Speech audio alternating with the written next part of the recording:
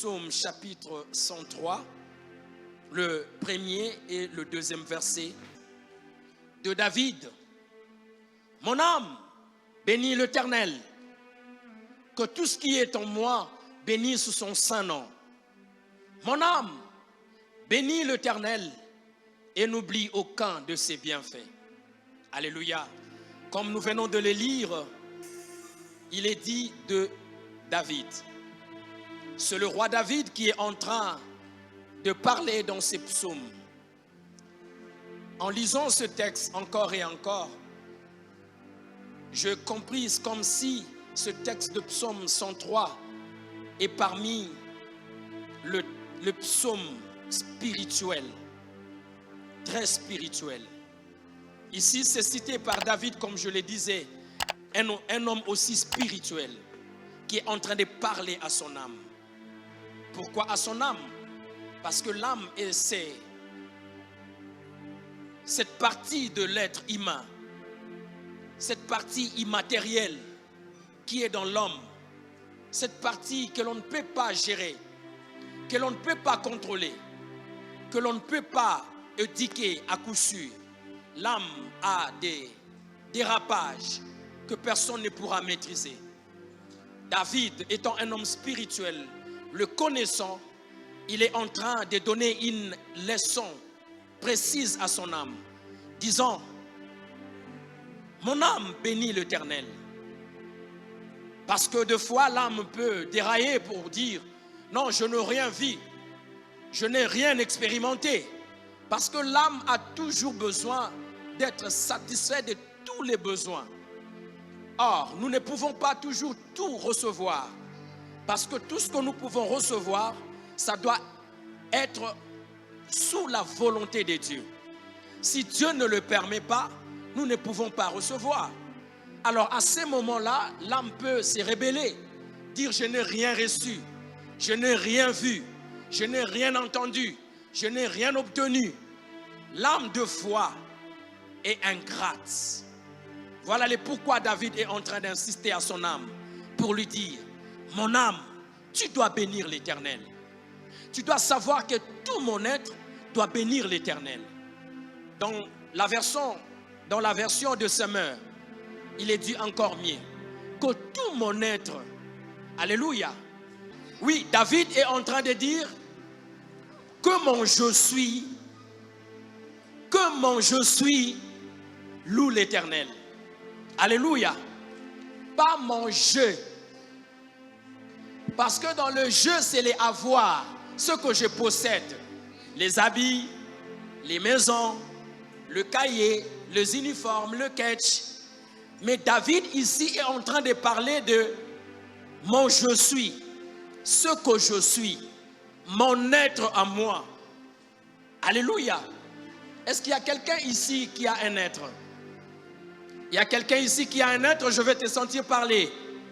Tu as un être? Est-ce que tu existes? Par l'être, nous voyons l'existence. Dieu a fait en sorte que tu puisses exister. Tu as commencé cette année 2022, le 1er janvier. Pour ceux qui avaient été avec nous ici, il y en avait eu? Le réveillon, oui. Il y en avait eu, oui, cette année. Pour ceux qui avaient traversé avec nous, depuis le 1er janvier 2022, jusqu'à aujourd'hui, nous sommes le 24 décembre 2022. Dieu est en train de nous donner l'existence. Alors l'âme, elle, ne se contente pas de l'existence. L'âme, elle, se contente d'avoir. Donc ce qu'elle a, c'est ce qui lui fait plaisir. Cependant, David ne veut pas que son âme lui fasse dire ce que lui ne veut pas. Alléluia. L'âme veut lui faire dire que tu dois dire ce que j'ai.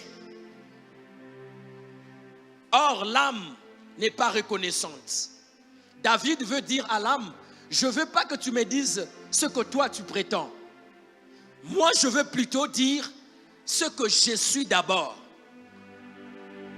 Ce que je suis est composé de ma tête, est composé de mes yeux, est composé de mon nez, est composé de mes oreilles, de ma bouche, de mes deux bras, de mon tronc, de mes jambes, de mon pied. C'est ce que je suis. Alléluia. Voilà le pourquoi David est en train de dire que tout mon être loue l'Éternel.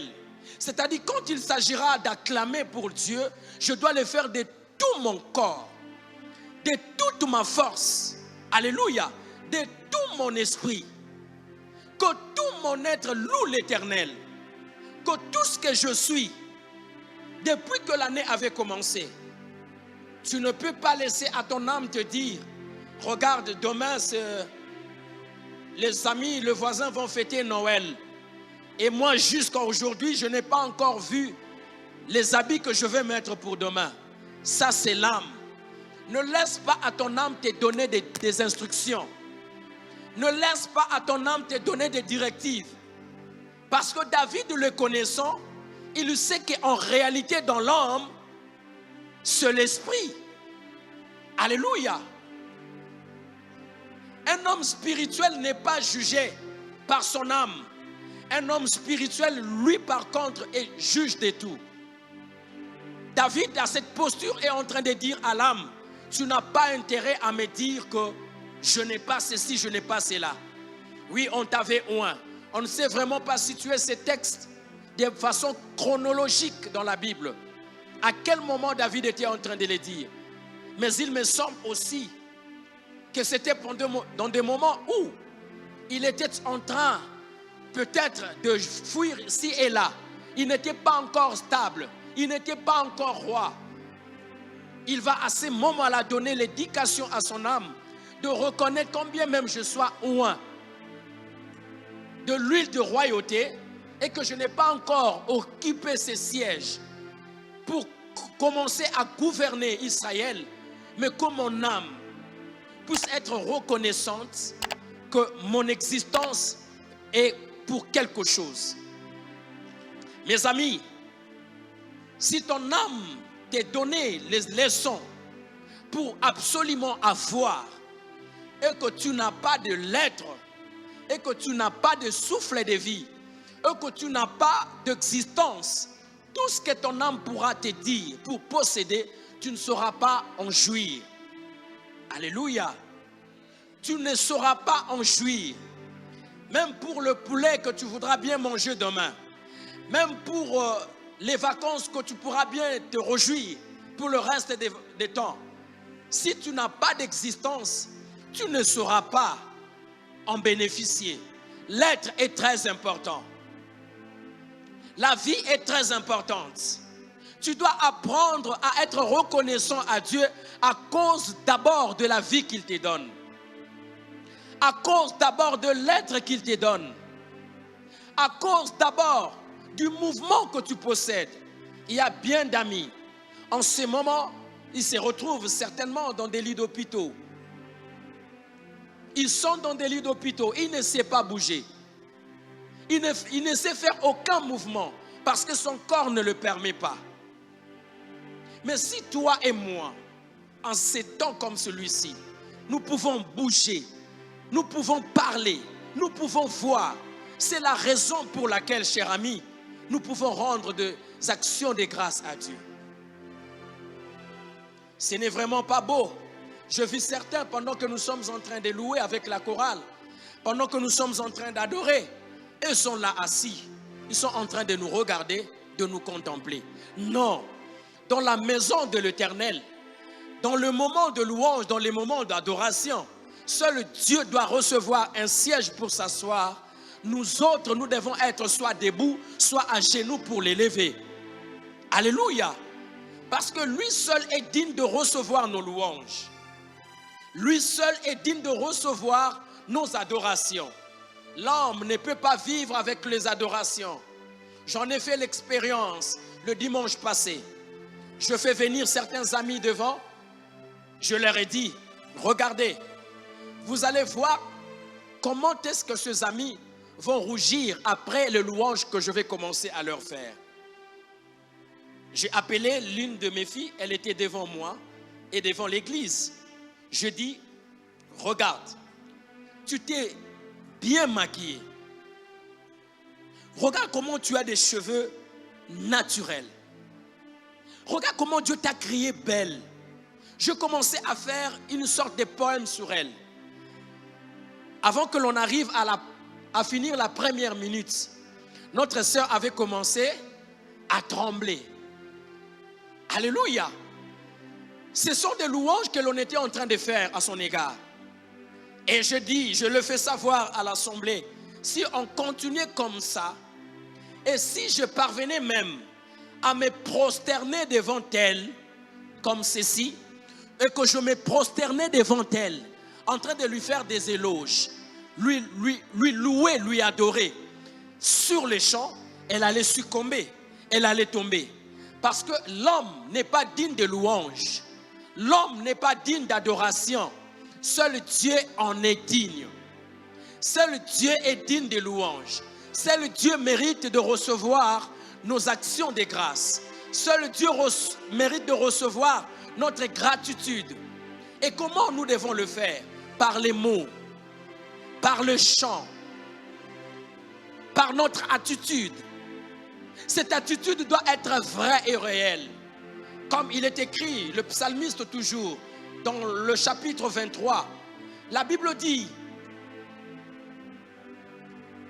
que les vrais adorateurs adoreront le Père en esprit et en vérité. Si la Bible peut faire mention de vrais adorateurs, c'est qu'il y en a de faux. Est-ce que toi et moi, nous sommes des faux adorateurs? Non, je ne t'entends pas parler, tu es où? Est-ce que toi et moi, nous sommes des faux adorateurs? Si nous sommes de vrais adorateurs à ce titre, nous devons démontrer notre gratitude à Dieu.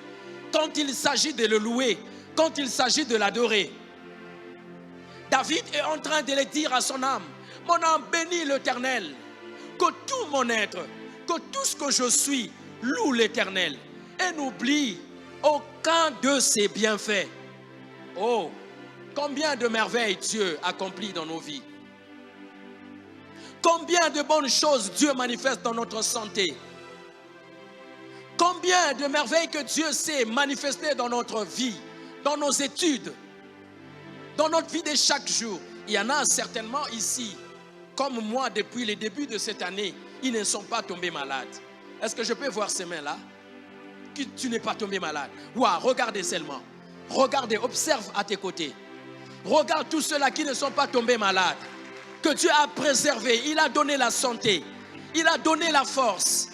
Il n'a pas permis à ce que votre corps tombe malade. Quel bonheur. Et pourquoi ne pas le rendre des actions de grâce? Pourquoi ne pas lui être reconnaissant? Pourquoi ne pas dire à Dieu vraiment que ce que tu fais, tu mérites de recevoir mes éloges. Tu mérites de recevoir mes louanges. Tu mérites de recevoir tout de moi. Alléluia. Je vais te dire quelque chose encore ce matin, cet avant-midi, pour que tu saches la raison pour laquelle tu dois adorer, tu dois louer Dieu. La raison pour laquelle tu dois être reconnaissant de tout ton être à Dieu. On aime nous donne Psaume chapitre 28, le verset 1 à 3. 128, le verset 1 à 3.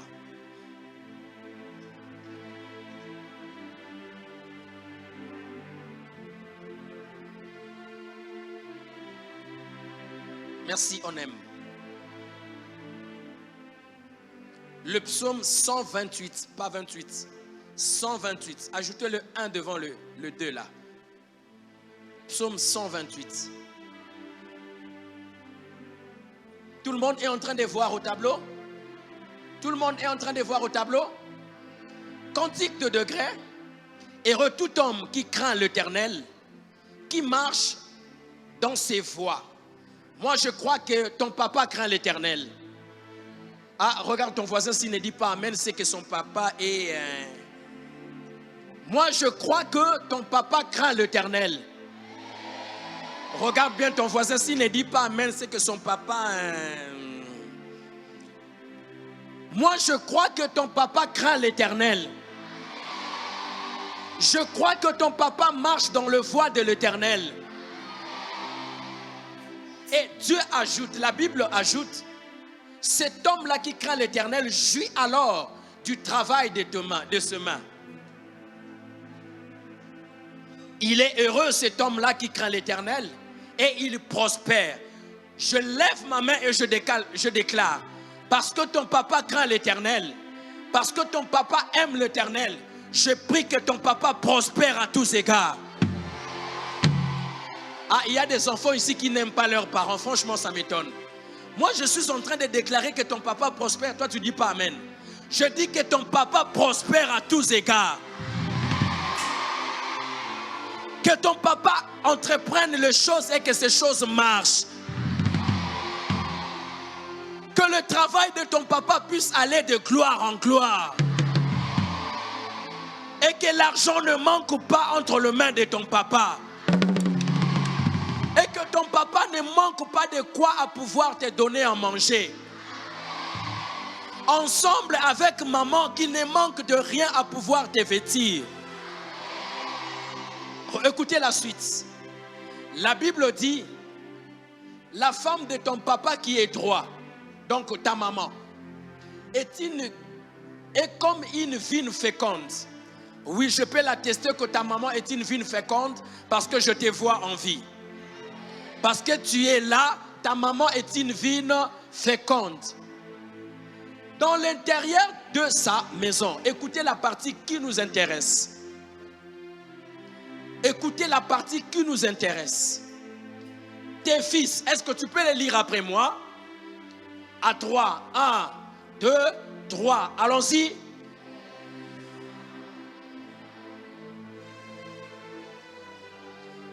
Encore.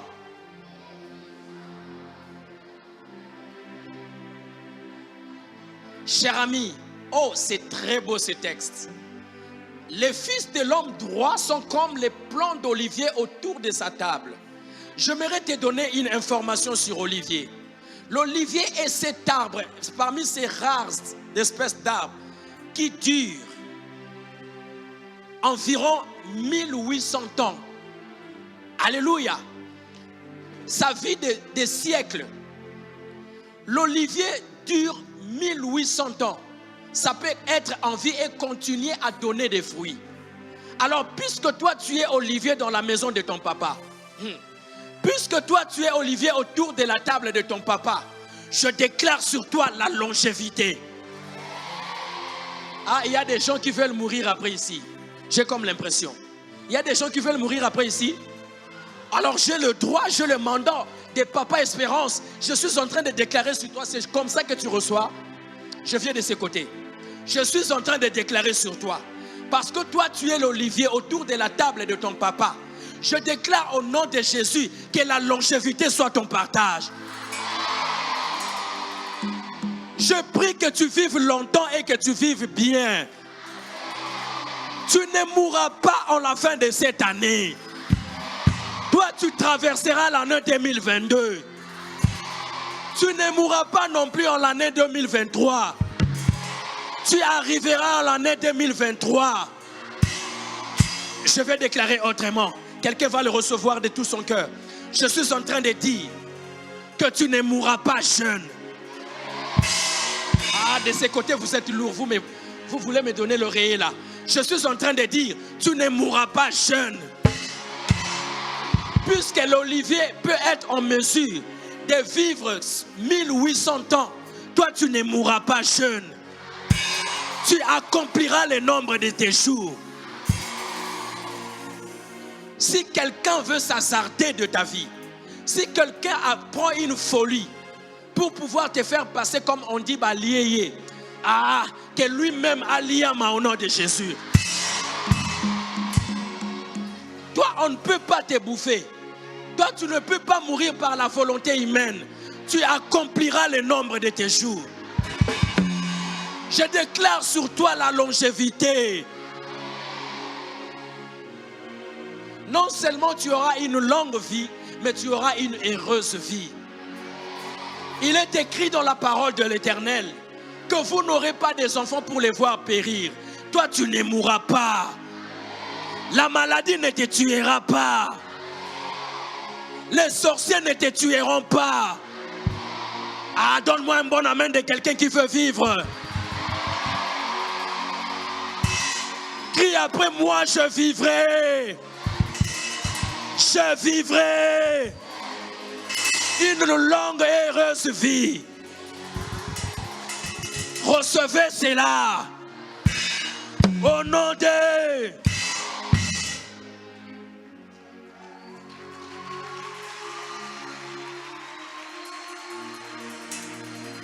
Cher ami, tes fils sont comme des oliviers, comme des plants d'olivier autour de ta table. J'aimerais te renseigner encore que l'olivier est parmi cet arbre dont la longueur varie entre 5 et 20 mètres. Alléluia. Donc, pour te dire, dans ta vie spirituelle, tu seras un géant spirituel. Ah, ton amen ne me convainc pas.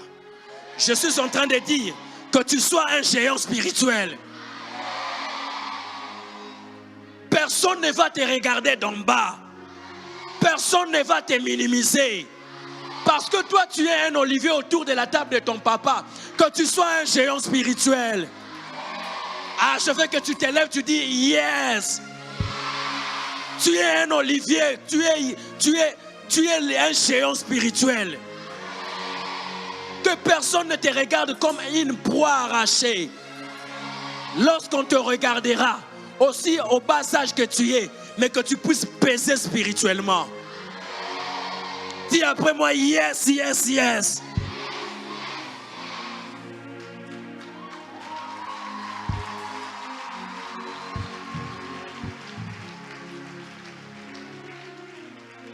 Et mes amis, écoutez cette information encore. L'olivier est cet arbre qui, pendant les déluges, alléluia, pendant les déluges, alors que Dieu a demandé à Noé, vous connaissez Noé? C'est le père de qui? De Cham, de Sem et de Japheth. Très bon. Noé, il a trouvé grâce aux yeux de l'Éternel. Et Dieu lui a dit, tu vas entrer dans l'arche, tu vas faire l'arche, et puis tu vas te réfugier, toi et ta famille et les bétails, tout ce que tu as sélectionné. Alors, il y a eu pluie pendant combien de temps? Ah, parlez bien, il y a eu pluie combien de temps? Très bien, 40 jours et 40 nuits. Il ne faisait que pleuvoir. Mes amis, regardez la pluie d'une seule nuit. Ici. Regardez la pluie d'une seule nuit. Ici. Le nombre s'élève à combien? 169 de ceux que l'on a enterrés le mercredi passé. 169 à cause d'une pluie d'une seule nuit. Les gens sont morts. Mais là, 40 jours, 40 nuits, il ne faisait que pleuvoir. Alors tout sur la surface de la terre était détruit. Les arbres, les animaux, les hommes, les pécheresses. Tout ce qui était sur la terre était détruit. Alors, la Bible dit dans Psaume, dans Genèse chapitre 8, le verset 11, la Bible dit que Noé a envoyé la colombe pour aller inspecter. Et la colombe est allée pour la première fois, il est revenu parce qu'il n'y avait pas d'endroit pour mettre ses pattes. La seconde fois, quand il a envoyé la colombe, elle est revenue avec le rameau d'olivier. Cependant, tous les autres arbres, sous cette pluie, la Bible dit qu'il y avait l'espèce de l'eau était grosse. Et cette couverture de l'eau sur la terre a passé pendant 150 jours. Les eaux restaient à cet espace-là. Dans les arbres, tout était submergé. Et les arbres avaient été déracinés également par la pression de la pluie. Mais l'olivier n'était pas déraciné. L'olivier avait continué à vivre. Ah, comme toi tu es olivier, autour de la table de ton papa, tu ne mourras pas.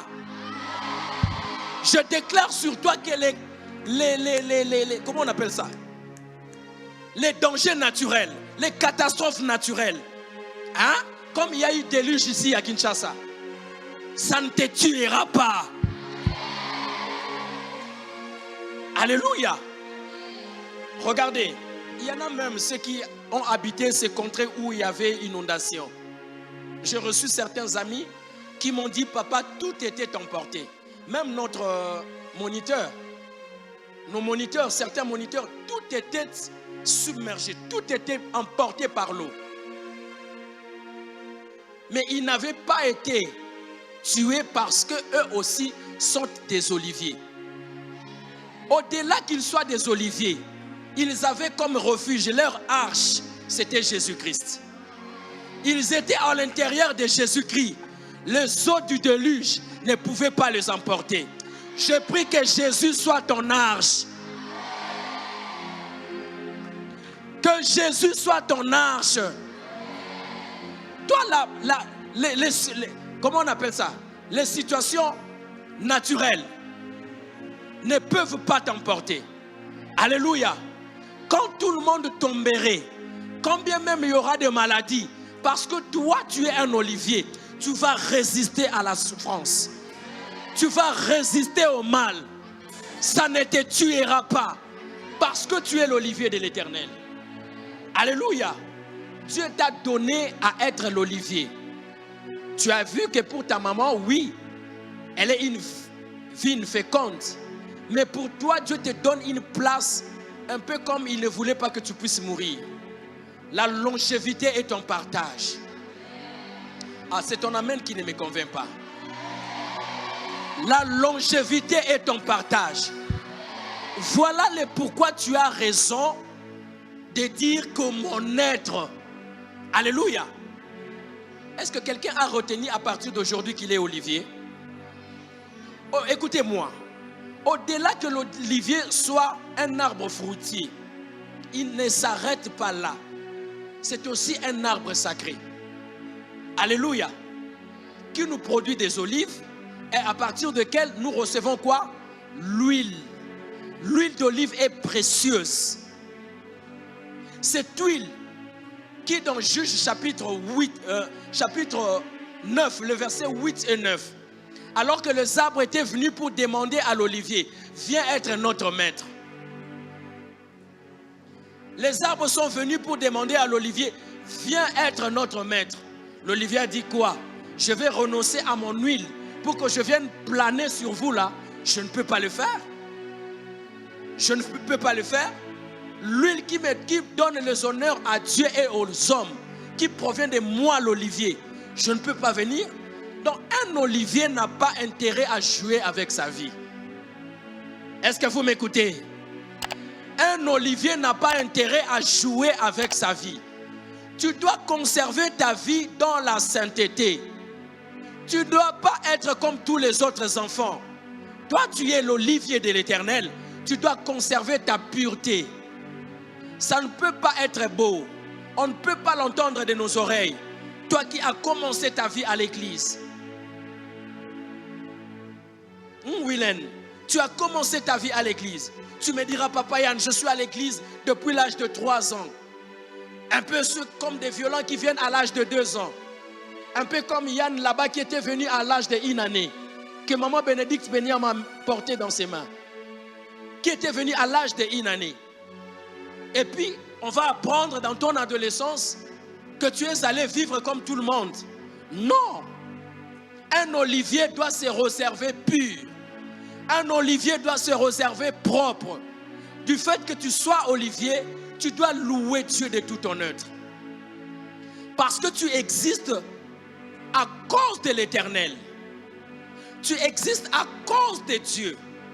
Dieu t'a créé son peuple mis à part pour que tu arrives à l'adorer. Si tu n'adores pas Dieu, Dieu n'est pas d'accord. Vous voulez que je vous dise une chose? Vous voulez que je vous dise une chose? Si vous voulez, vous me dites, je vais dire. Si vous ne voulez pas, je ne vais pas dire. Tout ce que Dieu te donne, qui ne fait pas objet des actions de grâce, ça devient un danger pour toi-même. Alléluia. tout ce que Dieu te donne et ne fait pas objet de reconnaissance à Dieu, ça devient un danger pour toi-même. Vous voulez que je vous cite un exemple? Dieu a donné à Adam une femme. Voyez-vous? Dieu a donné à Adam une femme. C'est quoi le nom? Dieu a donné à Adam Ève. Et Adam s'est dit, ok, voici cette fois-ci l'os de mes os. On l'appellera femme. Mais Adam, je n'ai pas vu, étudiant le texte, où il a rendu grâce à Dieu du fait de lui donner cette femme Ève. Comme Adam n'avait pas rendu grâce à Dieu du fait de lui donner Ève comme femme, Ève est devenue un problème pour Adam.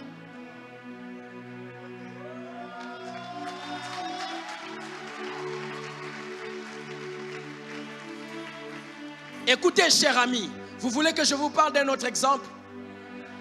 Le 10 lépreux qui étaient impurs, ils s'approchent de Jésus. Ils ont besoin que de recevoir la purification.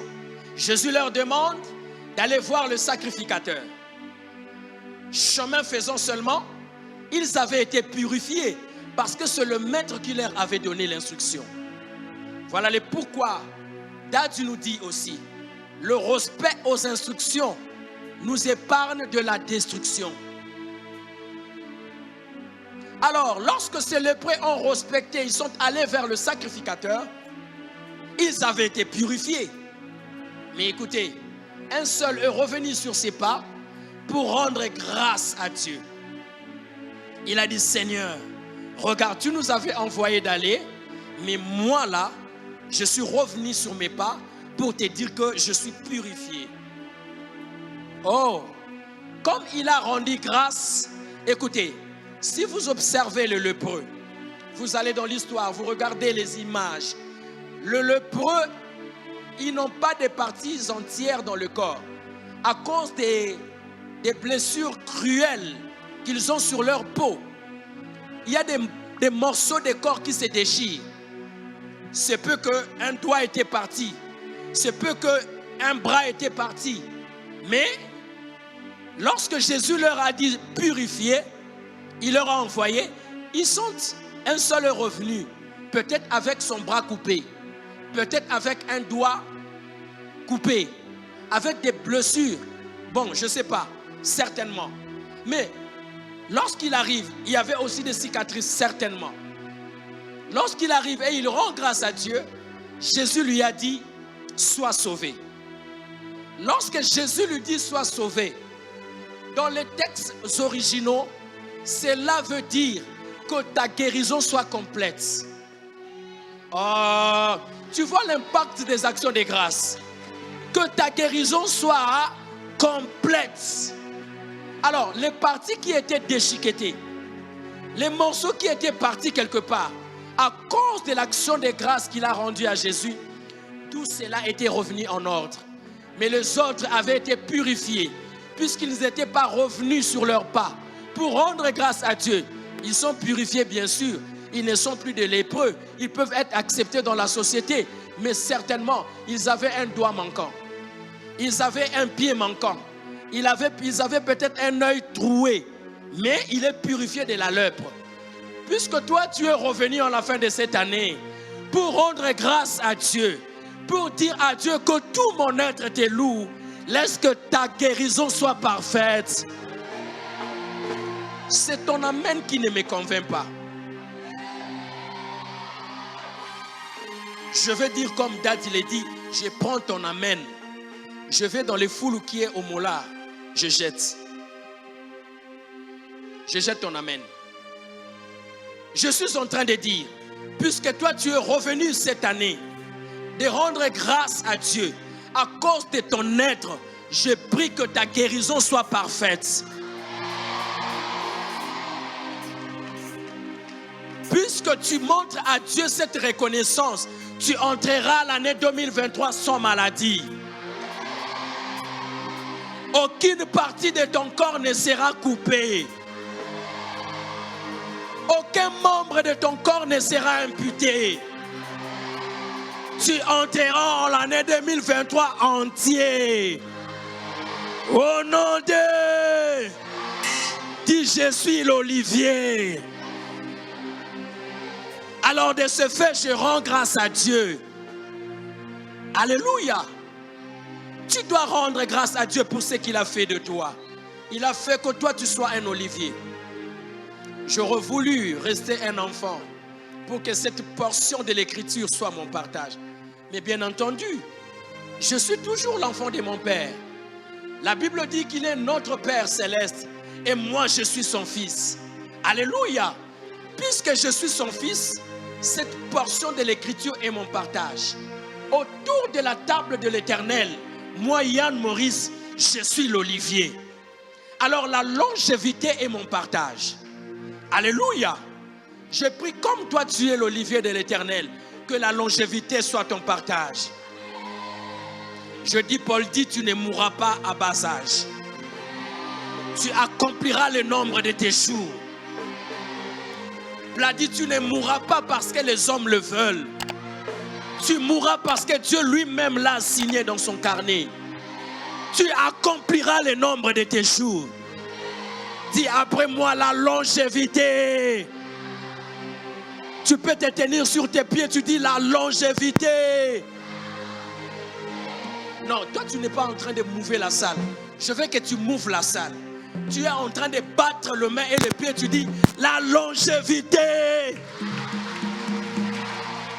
Si quelque part les portions de la longévité étaient gardées, alors que tu es en train de battre le main, que la longévité vienne jusqu'à toi. Dis la longévité. Élevons nos mains vers l'Éternel.